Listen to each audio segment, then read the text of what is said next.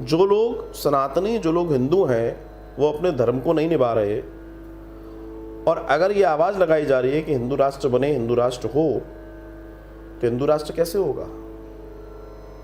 बिना तिलक के, बिना संस्कारों के, बिना वेद शास्त्रों के, बिना शिखा के, बिना जनेऊ के कैसे होगा? बताइए मुझे। बिना रामचरितमानस के, बिना गीता के कैसे हिंदू राष्ट्र की कल्पना कर रहे हैं आप? जो हिंदू 2 किलो चावल पे धर्म बदल देता हो, वहां आप हिंदू राष्ट्र की बात कर रहे हैं? चिरंजीव शुक्ला, मैं अगर ये पूछूं कि क्या आप रोज तिलक लगाते हैं और आप शिखा रखते हैं, आप जनेऊ लगाते हैं, क्या आप डेली मंदिर जाते हैं, और क्या आप पूर्ण तरह शाकाहार को अपनाते हैं? क्या आप अपने जीवन में अपने आदर्श भगवान को मानते हैं, श्री राम को मानते हैं? तो बात करना बड़ा जायज है। एक, मुझे हिंदू राष्ट्र नहीं चाहिए, मुझे राम राज्य चाहिए। मुझे ऐसा राज्य चाहिए, ऐसा राष्ट्र चाहिए जहां सब मिलकर रहें, आनंद से रहें, एक दूसरे का मान करें, सम्मान करें, किसी में बैर भाव ना हो, कोई छीना झपटी ना हो, कोई किसी को दबाए नहीं, कोई किसी को उछाए नहीं, और सब जीवन को श्रेष्ठता के साथ जिए। मैं ऐसा राष्ट्र चाहता हूं, और मैं ऐसे राष्ट्र की ही कल्पना करता हूं। मैं अगर बहुत कड़वी बात कहूं तो इस भारत में रहने वाले हिंदुओं से मैं पूछता हूं कि वो अपने हिंदुत्व के लिए प्रतिदिन क्या करते हैं। तुम्हें अपने माथे पे चंदन लगाने में दिक्कत है, तुम्हें शिखा रखने में दिक्कत है, तुम्हें जनेऊ पहनने में दिक्कत है, तुम्हें धोती कुर्ता ऑकेजनली पहन लो उसमें दिक्कत है, तुम्हें शाकाहार में दिक्कत है, तुम्हारे ज़्यादा से ज़्यादा लोग शराब की दुकानों में शराब का सेवन कर रहे हैं, गुटखा का सेवन कर रहे हैं, जंग लगा रहे हैं अपने जीवन में। ऐसे बनाओगे हिंदू राष्ट्र? ऐसे बनेगा हिंदू राष्ट्र? और बना भी लोगे तो कौन से बड़े बड़े तीर मार लोगे? बना लोगे तो कौन से बड़े तीर मार लोगे? साहब, राष्ट्र बनाने के पहले हिंदू व्यक्तित्व का निर्माण करना होगा, संस्कृति का निर्माण करना होगा जो भटक गई है, जो बुझ गई है। और जब तक आप इसे नहीं समझेंगे तब तक ये कल्पना कोरी कल्पना है। देश की सीमाएं बढ़ा लेना बड़ा काम नहीं है, विचार और संस्कृति को बढ़ा लेना बड़ा काम है। लोग चिल्ला रहे हैं हिंदू राष्ट्र, हिंदू राष्ट्र, हिंदू राष्ट्र, हिंदू राष्ट्र। एक व्यक्ति ने पिछले 9 साल में एक बार भी नहीं कहा कि हिंदू राष्ट्र बना दूंगा। समझ लीजिए मैं किसकी बात कर रहा हूं। और उसने पूरी दुनिया में हिंदुत्व का झंडा फहरा दिया, तुम्हें पता ही नहीं पड़ा। अभी इसी 21 जून को पूरी दुनिया योग दिवस मनाएगी, क्योंकि योग का किसी जाति, किसी धर्म से लेना देना नहीं है। सनातन संस्कृति का वो प्रसाद है जो इंसान को महान बनाता है, स्वस्थ बनाता है। आप विचारों को फैलाइए। एजेंडा क्या होना चाहिए समझना बहुत जरूरी है।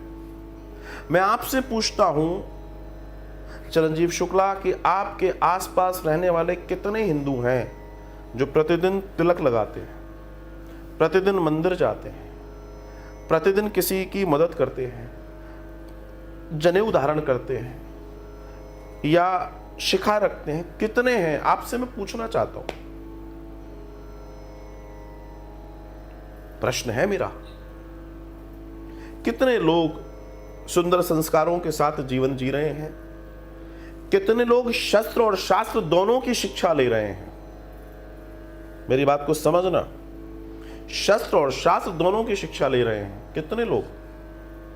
कितने माता पिता आपके आसपास ऐसे हिंदू हैं जो अपने बच्चे को हिंदुत्व की ज्ञान दे रहे हैं? कितने माता पिता ऐसे हैं जो कहते हो बेटा धर्म को भी जब बच्चा नहीं पढ़ता तो माता पिता खूब डांटते हैं, पढ़ बेटा पढ़ बेटा पढ़ बेटा, लेकिन उतना ही डांट अपने बच्चे को माता पिता हनुमान चालीसा याद करने के लिए नहीं करते। उतना ही अगर आज उसने पूजा नहीं की तो उसकी डांट नहीं पड़ती। ऐसे बनाओगे हिंदू राष्ट्र? कहना बहुत आसान है साहब, नंबर बटोरना बहुत आसान है, लेकिन यथार्थ को जानना बहुत जरूरी है। यथार्थ को जाने बगैर आप आगे नहीं बढ़ सकते। मेरा तात्पर्य किसी का विरोध करना नहीं है, मेरा तात्पर्य है कि you just do with system. आप कोई भी काम सिस्टम के साथ कीजिए। अगर आप उस सिस्टम को फॉलो करेंगे तो वो चीज अपने आप दिखेगी। मुझे कहने की जरूरत नहीं है कि हिंदू राष्ट्र हिंदू राष्ट्र हिंदू राष्ट्र। मुझे क्या कहना, आपको बता देता हूं। दुनिया के कई ऐसे देश हैं जिनमें हिंदू बाहुल्यता हो रही है। वो किसी से नहीं कह रहे कि धर्म परिवर्तन कर लो, लेकिन वहां हिंदू बाहुल्य हो रहे हैं। यहां तक कि यूएई, आप विचार करके देखिए, यूएई जो अरब मुल्क है वहां पर हिंदू बाहुल्यता हो रही है। यहां आप किसी मुस्लिम की बात करेंगे तो शायद वो किसी के मंदिर नहीं जाएगा, पर यूएई के अंदर वो अरबी लोग मंदिर भी जा रहे हैं, भजन भी गा रहे हैं। क्यों? क्योंकि वो उन चीजों को बेहतर समझते हैं। बहुत सारी चीजें लोगों को नहीं मालूम, बहुत सारी चीजें लोगों को नहीं मालूम। आप देखिएगा इस्लाम में एक दर्शन आता है, बुत परस्ती हराम है, और ज्यादातर लोग आपको ये कहते हुए मिल जाएंगे कि साहब बुत परस्ती हराम है, लेकिन उसमें से 99% लोगों को नहीं मालूम कि कौन सी बुत परस्ती हराम है। दे डोंट नो, उनको नहीं मालूम, उनको नहीं मालूम। मक्का के अंदर चर्चा है, उनके ग्रंथों में लिखा है 360 देवताओं की मूर्तियां थीं, प्रमाणिक है, लिखा हुआ है, और उनको मालूम है उसके पहले हिंदू पूजा करते आए और वो भी वही पूजा कर रहे हैं, कोई दूसरी पूजा नहीं है। असल में उन्होंने उन बुतों की जो उनके भी पहले थे उनकी पूजा की मनाही नहीं की थी। उसके बाद यहूदियों ने उस समय अपने मामा, अपने पिता, अपने चाचा की मूर्तियां बनाना और उनकी पूजा करना शुरू कर दी थी, उसका विरोध किया था। लेकिन लोगों को पता ही नहीं पड़ा, बिना पढ़े लिखे साहब वो हराम है, साहब वो हराम है, साहब वो हराम है, कोई पढ़ना ही नहीं चाहता। ठीक इसी तरीके से हमारे यहां हो रहा है, किसी चीज को बिना जाने बिना करे कुछ भी चला जा रहा है।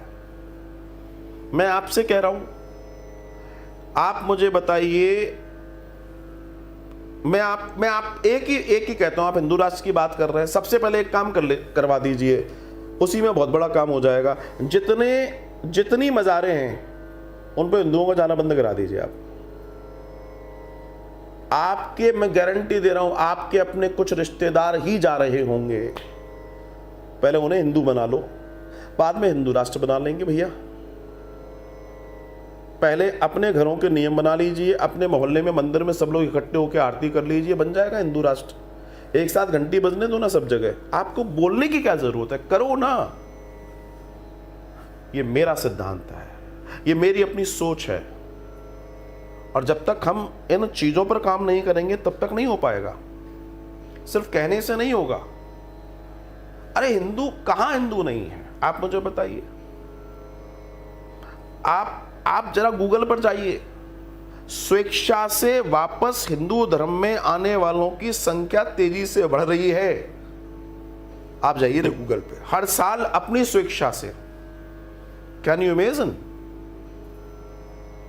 ऐसा नहीं है, लोगों को समझ आ रही है क्या है कैसा है।